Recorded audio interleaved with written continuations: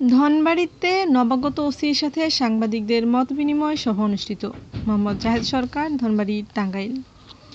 টাঙ্গাইলের ধনবাড়ীতে ধনবাড়ী থানায় নবাগত অফিসার ইনচার্জ ওসি নুরুস সালাম সিদ্দিকের সাথে ধনবাড়ী উপজেলায় কর্মরত প্রিন্ট ও ইলেকট্রনিক্স মিডিয়ার কর্মরত সকল সাংবাদিকদের সাথে মতবিনিময় সভা অনুষ্ঠিত হয়েছে। শনিবার 20 ডিসেম্বর সন্ধ্যায় ধনবাড়ী থানার হলরুমে মতবিনিময় সভাটি অনুষ্ঠিত হয়েছে। সবার শুরুতে ধনবাড়ী প্রেস ক্লাবের পক্ষ থেকে বক্তব্য রাখেন প্রেস ক্লাবের সাধারণ সম্পাদক এনটিভির সাংবাদিক হাফিজুর রহমান।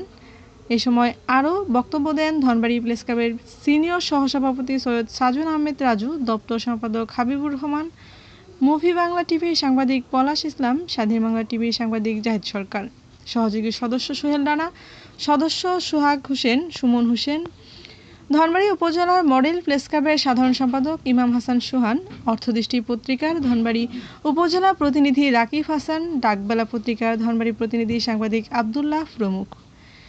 এই মতবিনিময় সভার উপজেলার মাদক, ইফটিজিং, বাল্যবিবাহ, কিশোর গ্যাং, জুয়াসহ সার্বিক আইন শৃঙ্খলা পরিস্থিতি নিয়ে আলোচনা করা হয়।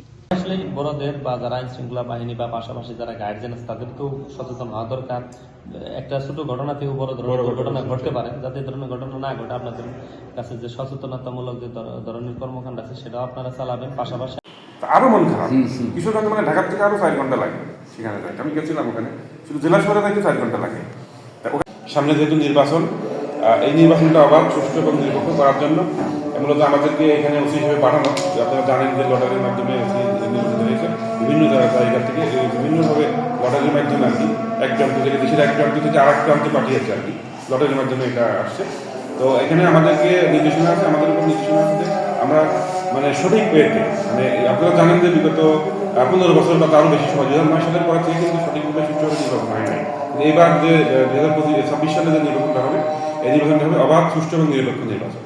এখানে এই সুষ্ঠু, নিরপেক্ষ এবং অবাধ নির্বাচন করার জন্য যা যা করবে আমাদের পুলিশ প্রশাসনের পক্ষ থেকে সবকিছু করা হবে।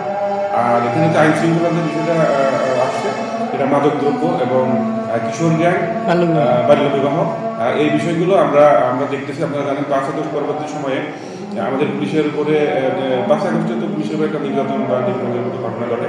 তো এরপরে আমাদের পুলিশের ভাবমূর্তি আগের মতো ফিরিয়ে আনতে অনেক কাঠখড় করানো লাগছে। এখনও পুরো পুলিশ আগের মতো ফিরে আসে না। এখন আমরা চেষ্টা করছি যে আগের মতো পুলিশিং করতে বা রাস্তাতে আরও ভালো পুলিশিং করতে। তো আমরা চেষ্টা চালিয়ে যাচ্ছি।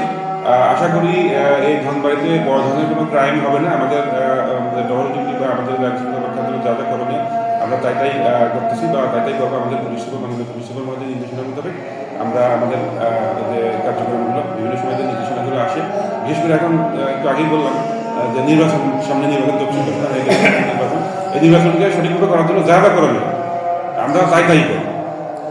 আর আরেকটা বিষয়, আপনারা সাংবাদিক এসেছেন, একটা মামলা দিলাম, আমার সিনিয়র অফিসার জানলাম, কিন্তু এটার মধ্যে কিন্তু সীমাবদ্ধ থেকে যায়। কিন্তু আপনারা যখন লেখেন এটা পেপার পত্রিকা যখন লেখেন বা সংবাদ মাধ্যমে যখন আসে সেটা কিন্তু সবাই কিন্তু দেখতে পাচ্ছে যে অমক থানা, ধনবাড়ী থানা থেকে এত 1000 পিসি আবার উদ্ধার, ওই ধনবাড়ী থানা থেকে এই অমক আসামি, মানে একটা হিনিয়াস কোনো ক্রাইম করছে, সেই হিনিয়াস ক্রাইমের আসামি গ্রেপ্তার। এটা তো সারা বাংলাদেশের লোকই জানবে যে ধনবাড়ী থানা এই ভালো কাজ করছে, তাই না? আবার খারাপ কাজ যদি করি সেটাও কিন্তু আসবে, সেটাও কিন্তু আপনাদের লেখনের মাধ্যমে আসবে। আচ্ছা, যাই হোক, আমরা খারাপ কাজ না করি, খারাপ কাজ যাতে না হয় আপনারা আমাদেরকে সহযোগিতা করবেন। আমাদের দ্বারা যদি কোনো খারাপ কাজ না হয়, আর যদি খারাপ কাজ হয়েও যায় তাহলে আপনারা বলবেন যে এটা আপনাদের যে কাজটা করতেছেন এই কাজটা ভালো হচ্ছে না, বা এটা এইভাবে করলে ভালো হয়, এটা আমাদের পরামর্শ দেবেন।